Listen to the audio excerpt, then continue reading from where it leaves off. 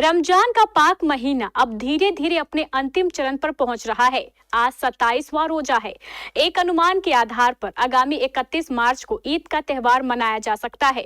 अगर 30 मार्च को चांद के दीदार नहीं हुए तो फिर ईद का त्यौहार 1 अप्रैल को मनाया जाएगा।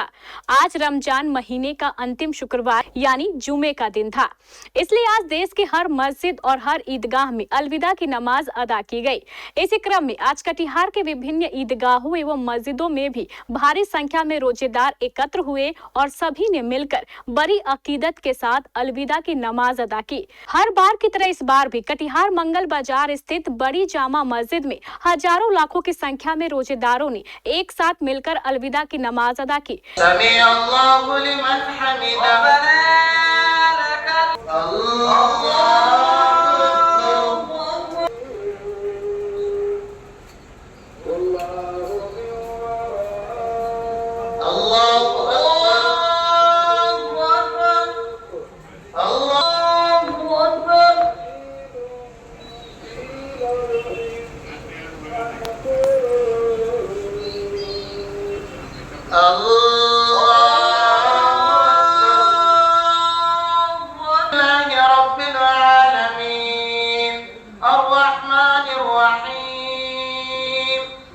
इस नमाज के लिए बड़ी जामा मस्जिद की प्रबंधन कमेटी द्वारा पूरी तैयारी की गई थी। जिला पुलिस द्वारा सुरक्षा की भी चाक चौबंद व्यवस्था की गई थी। जैसे ही नमाज का वक्त हुआ, सभी रोजेदारों ने मिलकर एक साथ अलविदा की नमाज अदा कर दी। मौके पर शहीद चौक से लेकर बाटा चौक तक बड़ी संख्या में रोजेदार एक साथ अलविदा की नमाज अदा कर रहे थे। नमाज अदा करने से पहले बड़ी जामा मस्जिद के इमाम ने सभी मुस्लिम धर्मावलंबियों से बुराई त्याग कर दूसरों के साथ भलाई करने का संदेश दिया। आज जो है ये जुम्मा का दिन है और रमज़ान का ये आखिरी जुम्मा है, जिसको अरबी में जुम्मतुल वदा और हम लोग अपने उर्दू या हिंदी ज़ुबान में अलविदाई जुम्मा कहते हैं। इस जुम्मा में लोग बहुत ज़्यादा तादाद में और दूर दराज से आते हैं और इस मस्जिद में ख़ास करके बड़ी जमात होती है और इसका एक ख़ास एहतमाम होता है, इसका असर भी होता है। दूसरी बात यह है कि ये जो जुमा है रमज़ान का आखिरी जुमा, इसके बाद भी तो जुमा आएगा, लेकिन वो रमज़ान का जुमा नहीं होगा। रमज़ान के बारे में जो कहा गया कि सवाब ज़्यादा मिलेगा, नेकी ज़्यादा मिलेगी, थोड़ा करेंगे अल्लाह ज़्यादा सवाब देंगे, तो ये अब सिलसिला ख़त्म होने वाला है। इसलिए इस जुमा को आखिरी जुमा या अलविदा जुमा कहा जाता है।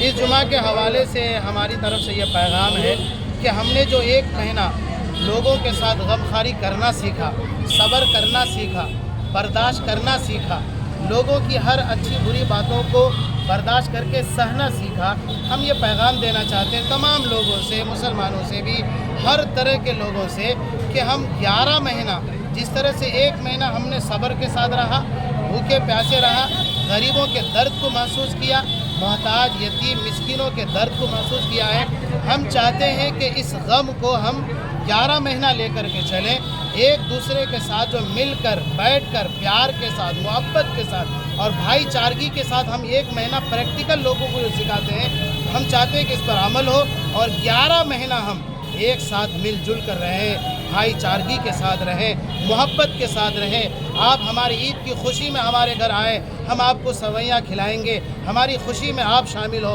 आपकी खुशी में हम शामिल होंगे, तो फिर ये प्यार भरा मुल्क भारत जो है ये बहुत अच्छे से हम लोग यहाँ रह भी पाएंगे।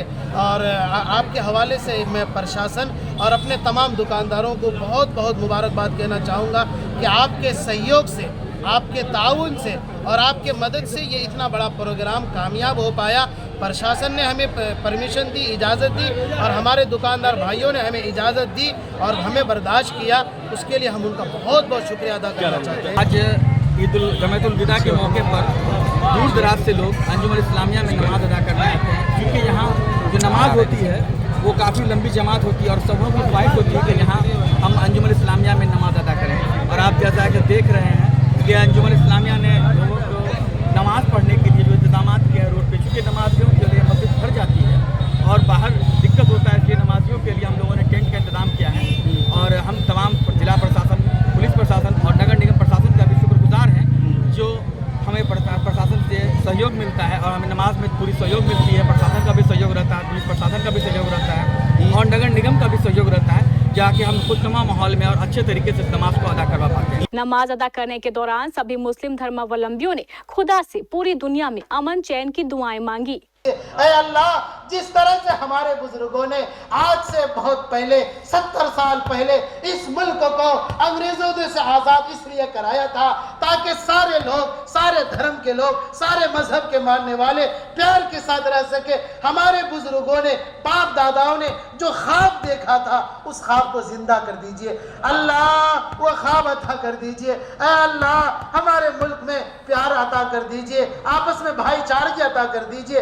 ऐ अल्लाह, हम तो नीचे हमारा एक गैर मुस्लिम भाई रहता है, ऊपर एक मुसलमान, सब एक साथ रहते हैं। तो ऐ अल्लाह, हमेशा एक साथ रहने और मिलजुल कर रहने की तौफीक अता फरमा दीजिए। ऐ अल्लाह, पूरी दुनिया में प्यार को आम कर दीजिए, पूरी दुनिया में हिदायत को आम कर दीजिए, पूरी दुनिया में मिलजुल कर रहने की तौफीक अता फरमा दीजिए। ऐ अल्लाह, ऐ अल्लाह, हमने जितनी भी इबादतें रमज़ान में की है आप उसे कबूल कर लीजिए। ऐ अल्लाह, हमारे पास आपकी खिदमत में पेश करने के लिए कोई एक रोज़ा भी नहीं है, कोई एक रात की तरावी भी नहीं है। अल्लाह, हम तो आपके सामने अपने नबी को पेश करना चाहते हैं, नबी के अमल को पेश करते हैं। अल्लाह, अगर आपने मेरे हबीब के किसी अमल को कबूल किया है और यकीनन तमाम अमल को कबूल किया है, तो ऐ अल्लाह, नबी के अमल जो आपने कबूल किए हैं उसके सदक़े में हमारे अमल को कबूल कर लीजिए, हमारी तरावी को कबूल कर लीजिए, हमारे रोज़ों को कबूल कर लीजिए, तिलावत को कबूल कर लीजिए। भीषण गर्मी से बचना चाहते हैं, कूलर और एसी खरीदना चाहते हैं, आइसक्रीम रखने के लिए डीप फ्रीजर खरीदना चाहते हैं, कोल्ड ड्रिंक के लिए वीसी कूलर खरीदना चाहते हैं, तो आइए सत्य सिक्योरिटी के शोरूम में वोल्टास एसी, डीप फ्रीजर और वीसी कूलर की पूरी रेंज के लिए पधारे सत्य सिक्योरिटी नियर ऋषि भवन, बड़ा बाजार, कटिहार।